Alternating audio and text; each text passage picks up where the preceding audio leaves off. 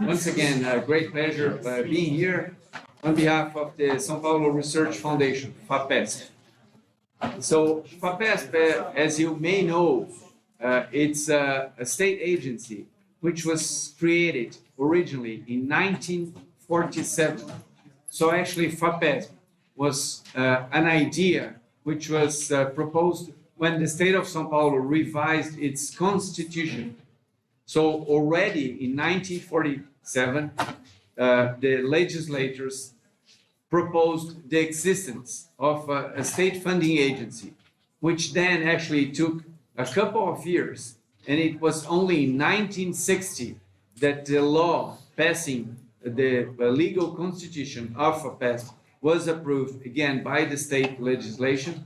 And in 1962, 60 years ago, therefore, or slightly more than that, FAPESP was created. FAPESP was created already as an agency to encompass all areas of knowledge. Of course, on the initial years, it funded mostly life sciences, exact sciences, and less of social sciences and humanities. But over time, that was also a part of its activities. And today, one can say that FAPESP funds all areas of knowledge with specific topics on the areas of social sciences and humanities. The way FAPESP works is by having 1% of the state revenues, the state taxes. Up to 1989, that was only 0.5% of the state taxes. So I often say that FAPESP is a big success in one aspect. If we look to this specific aspect, which is up to 1989, it had 0.5%. And then the legislators changed the legislation to increase this 0.5% to 1%. I would ask, what a legislator, what a person does give more money to an organization if he or she thinks the organization is not functioning well? So that was a critical element on stating that FAPESP was making a difference. And by making the difference, it earned, it was, let's say, seen as worth it of having a greater amount of the state revenues. The other aspect, which is also a statement for the relevance of FAPESP, is that FAPESP was the first state agency to fund research created in Brazil. After FAPESP was created, 2 years later, a state agency similar to FAPESP was created in Rio Grande do Sul, the southernmost state in Brazil. And then last year, in May, Roraima created its state agency. So nowadays, actually, every state in the country, including the federal district, has a state agency similar to FAPESP. Again, this is a testament to the benefit that FAPESP has, because otherwise the other states wouldn't have created similar entities such as FAPESP. The existence of FAPESP and the strength of FAPESP is also responsible for many, actually most of the most relevant academic institutions in Brazil being at the state of São Paulo. So Unicamp, as already mentioned, but also USP, UNESP, Federal University of ABC, the Federal University of São Paulo, and a number of other, Federal University of São Carlos, a number of other institutions are all located in the state of São Paulo. And again, this is basically a result of the activities of FAPESP. What does FAPESP do to promote that development? So FAPESP yields or grants fellowships for students at all levels, starting at undergraduate level, as we call scientific beginning or scientific initiation, or in Portuguese, iniciação científica. That is a fellowship that's monthly paid. It's given on a yearly basis. Every student must provide reports on what he or she is doing, and it's a clear step or initial step onto the next level when they complete their undergraduate studies, and they may go on to develop graduate studies as a master's degree or PhD degree, or as a postdoctoral student. Again, FAPESP does provide grants for all of those levels, from master's to PhD to postdoc level.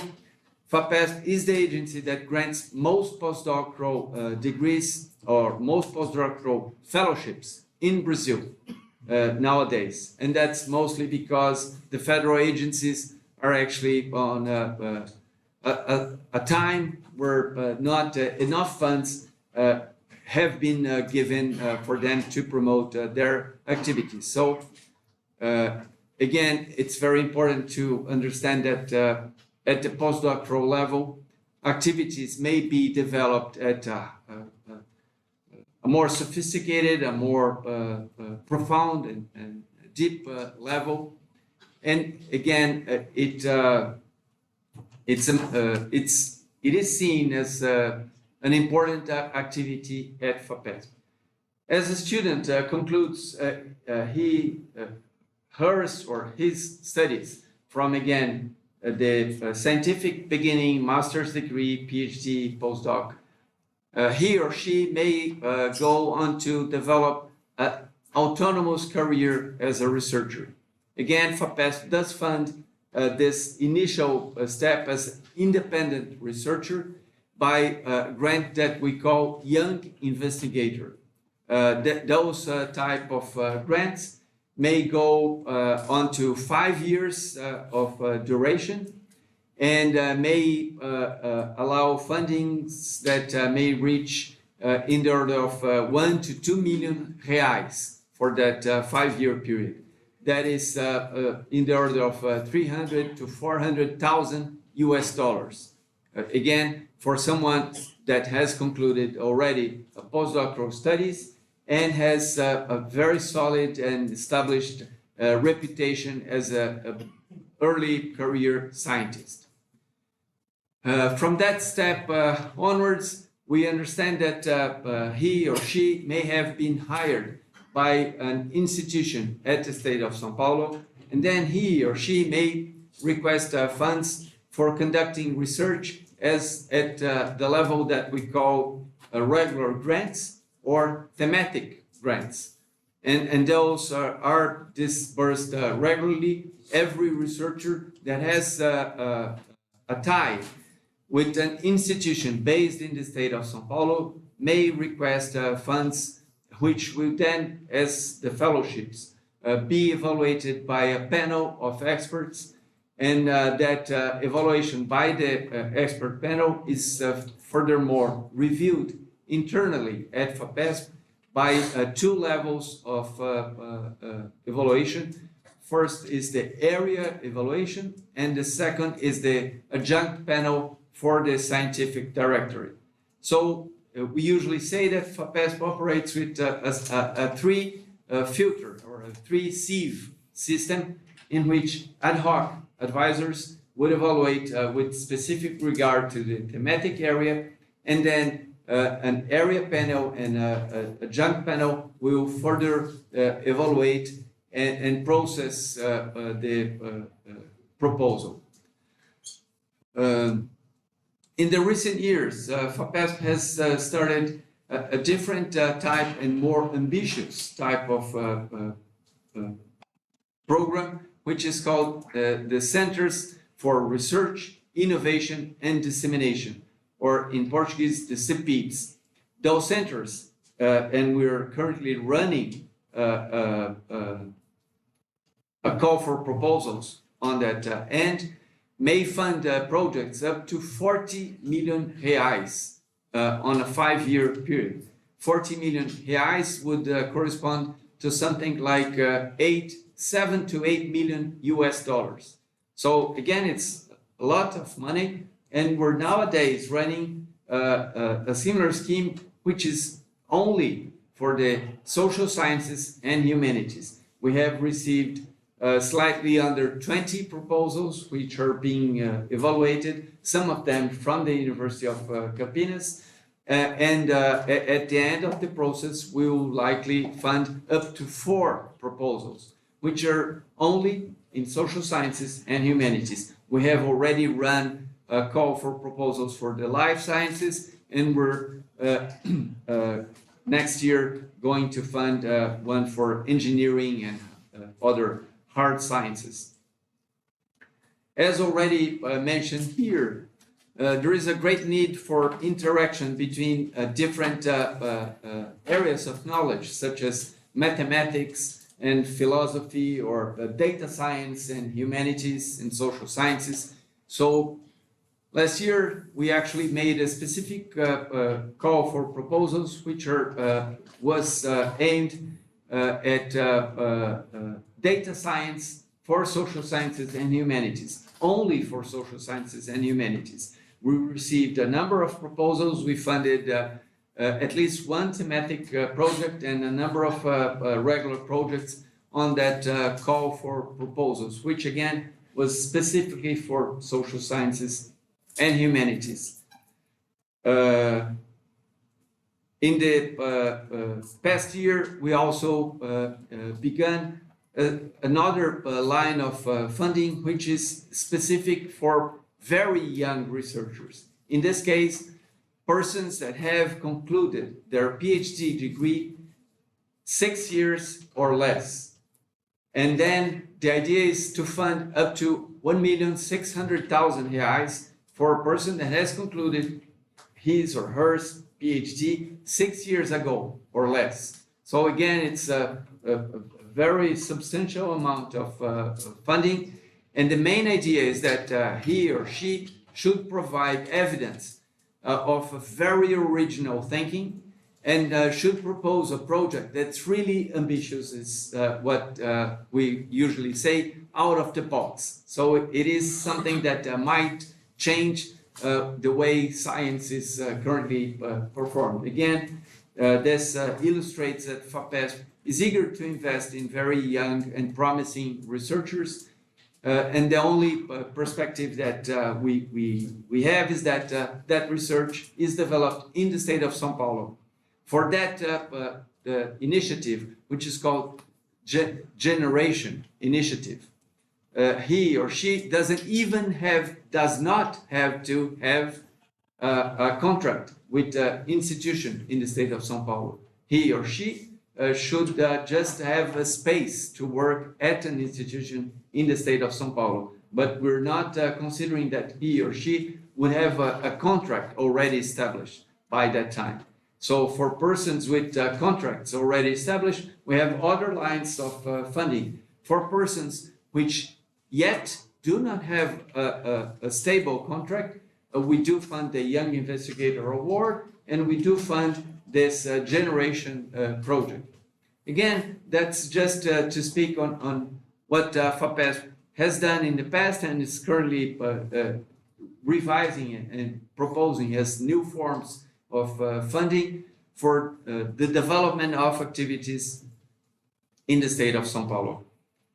FAPESP also is very keen in promoting the international collaboration, and so all of the proposals that we do evaluate, we do carefully look for evidence on international cooperation. Again, a school such as this is very important to bring this international perspective, not only from the professors' level, by bringing foreign researchers to teach and to promote a diverse perspective on our environment, but also from students coming from abroad, because the interaction between different students, whatever countries they may come from, might again bring perspectives which may benefit both in terms of this interaction, and may foster future collaboration, which goes far beyond many decades from when the school was took place. we do see that the COVID pandemic played a major role in reshaping how our society is established. And again, this perspective on bringing international activity was clearly damaged, at least in the beginning, by COVID, because the borders were closed, people were not allowed to travel abroad, yet it brought the digital perspective to a greater speed of development. And nowadays, we may interact with people in China or anywhere. I mean, I mentioned China because it's the opposite side of the world. So we may foster collaboration with anyone, anywhere, anytime, just by means of the digital systems. And again, this will definitely reshape, it's already reshaping how we do research activity, which by its nature, it has always been collaborative, and it's growing to be ever more of a collaborative aspect. I'm trying to see what, there is one additional aspect which is of relevance. Again, science definitely does benefit from diverse perspectives. As mentioned with a strong emphasis in the video of Unicamp, different institutions have promoted on many different ways how to promote equity, diversity, and inclusion in our activities and in the people that we fund for FAPESP to conduct research. FAPESP, just last year, has created a special commission on equity, diversity, and inclusion, which is composed by two professors, a male and a female professor, both from Unicamp. One of black skin, one of white skin, again, trying to bring diversity to the activities that we do develop at FAPESP. Last year as well, giving the war in Ukraine, we promoted an initiative which was to bring researchers from conflict zones. It was called Researchers at Risk. And that initiative was also placed inside this initiative on equity, diversity, and inclusion. Again, showing that FAPESP is concerned with how to promote different perspectives and people from different backgrounds onto research activity. That is not an easy task, because if you do not feed the funnel, it's hard. I mean, if there are no students, then how you do research? If there are no young investigators here, then how you fund larger projects, and so on. So it is sort of a process which must be fed from the beginning for it to continue and move forward. And that's how we're devising our strategy and our policies on that specific aspect. Again, one topic of relevance on that area is that for a number of activities, it's not easy being a mother and having children, because on a biological basis, children may request more from their mothers, which may be more dedicated to that specific activity. So on all of our proposals, women are requested to indicate whether or not she has had children, and how many children, because that may impact their CVs, and we evaluate the CVs in the light of whether or not they had child-bearing activities. Not only that, but again, going to COVID, that was a change, because a number of elderly people had to be either hospitalized or taken care at the hospital with very intensive care. Again, that's mostly an activity by our society given by females. It may be given by males as well. Again, on the CVs, we request that if he or she has given enough commitment to taking care of a person that has fallen ill on a significant period of time, that is described in the CV.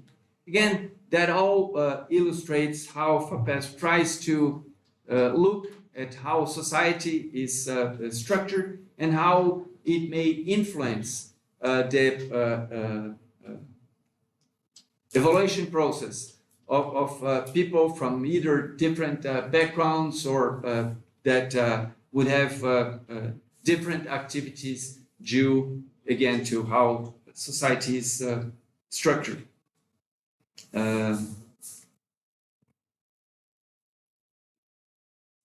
would say that as a final aspect, FAPESP is very much engaged in the activities that, not in the activities, but in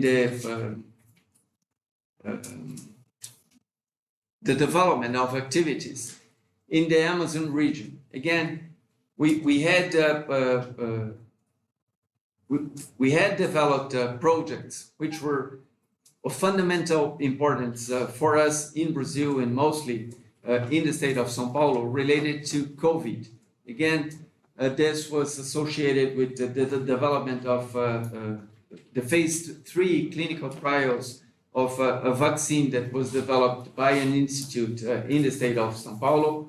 And that was just to illustrate how FAPESP shapes its activities to address immediate needs of the society. But one could say that the most important need nowadays, now that COVID is, let's say, slowly moving down from our preoccupations, is the global climate change. Global warming is a reality. We're all affected by it, and we will be ever more affected as time goes by. The Amazon region is a critical region in the globe, not only in Brazil, but encompassing a number of countries in South America. FAPESP last year launched an initiative towards very ambitious and large projects looking at the human perspective in the Amazon region and how knowledge, scientific knowledge and innovation may be brought about to not only better understand how we can maintain the trees standing tall and how we can provide solutions for the human beings, over 30 million human beings living in the Amazon region, may reach what we call a sustainable transition and may move from whichever conditions they may have nowadays to conditions that they may aspire to have, but yet the economic system by which that's often achieved is also associated with destruction and with, let's say, the permanent loss of that important region for global climate. So to end, FAPESP is open to business. We would love to hear from any of you on research proposals, being either for being a student at any given institution in the state of São Paulo, to travel and to collaborate with researchers from abroad, to begin a career in the state of São Paulo as an independent researcher, to begin a career in São Paulo as a researcher hired by an institution such as Unicamp or any other institution, and for more established researchers to promote collaborative research activity in larger grant schemes. We do not have any specific preference for any thematic area, and philosophy is definitely a very relevant area for us. So again, we look forward to receive your proposals it was an honor to be here and to speak on this event on logic and epistemology, and in the honor of Professor Newton da Costa. So thank you.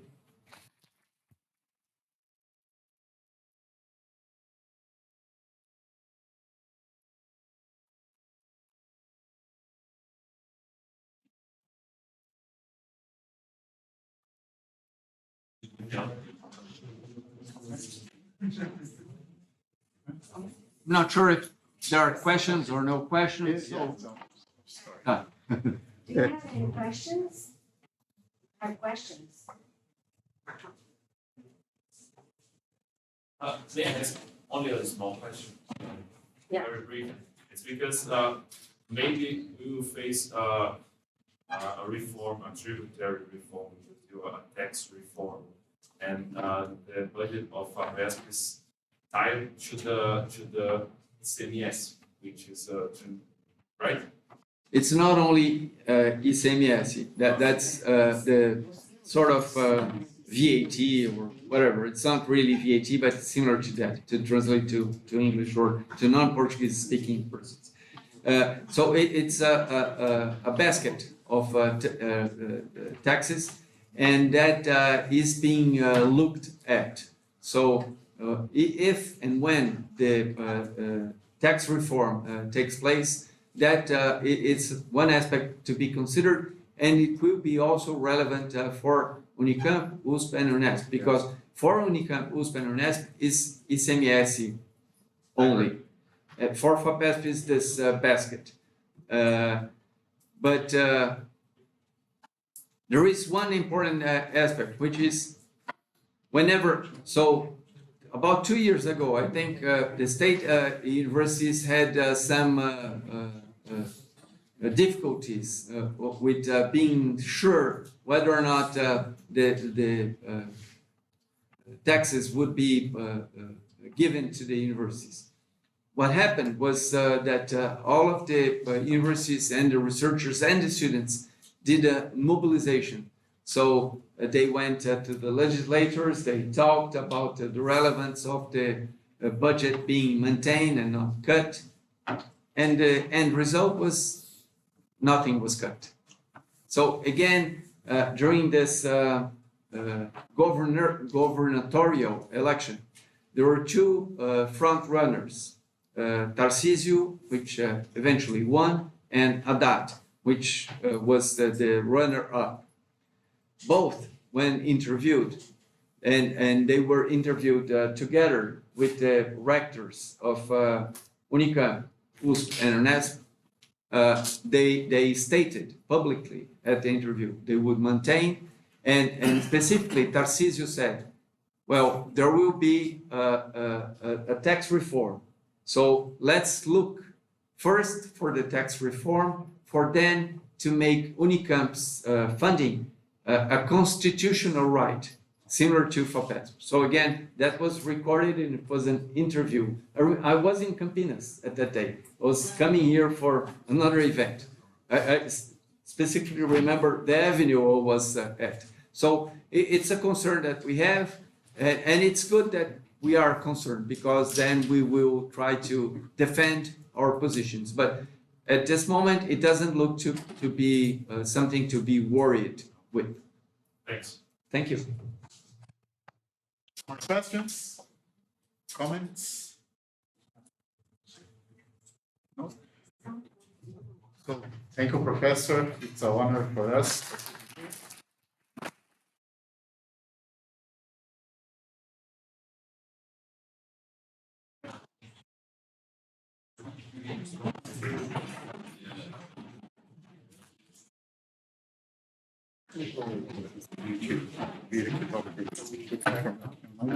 Professor Luiz Eugênio, thank you for having come.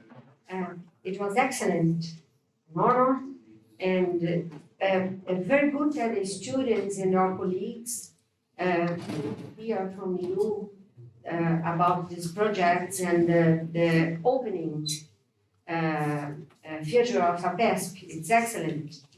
And we are very honored with the possibility of having received the support and for having organized and developed this school. It's excellent for us. And many, many thanks for having come. And also to Luiz Henrique for science. Thank you.